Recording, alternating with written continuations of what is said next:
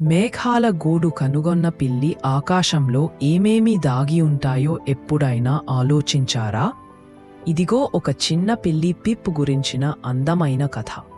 ఒక సన్నటి ఎండల మధ్యాహ్నం పిప్ గాలిలో తేలుతూ ఎగురుతున్న ఒక తెల్లని మృదువైన ఈకను వెంబడించాడు.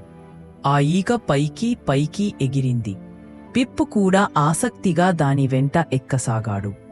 అతను ఎన్నడూ ఎక్కనింత ఎత్తైన పెద్ద చెట్టుపైకి ఎక్కాడు. అలా చెట్టు అగ్రభాగానికి చేరుకున్నప్పుడు అక్కడ అతనికి ఒక మాయమైన విషయం కనిపించింది. అది పూర్తిగా మేఘాలతో తయారైన ఒక చిన్న మృదువైన గూడు. గూడు లోపల చూశాడు. పొగల మృదువుగా ఉన్న చిన్న మేఘపక్షి పిల్లలు కదలాడుతూ కనిపించారు.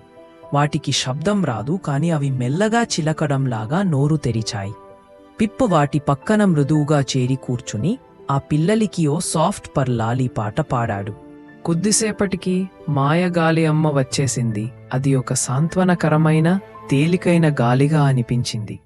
తన పిల్లలను వేడి పెట్టి కాపాడిన పిప్కి ఆ గాలి అమ్మ ఒక వెచ్చని గాలి చుట్టూ హగ్గు ఇచ్చింది.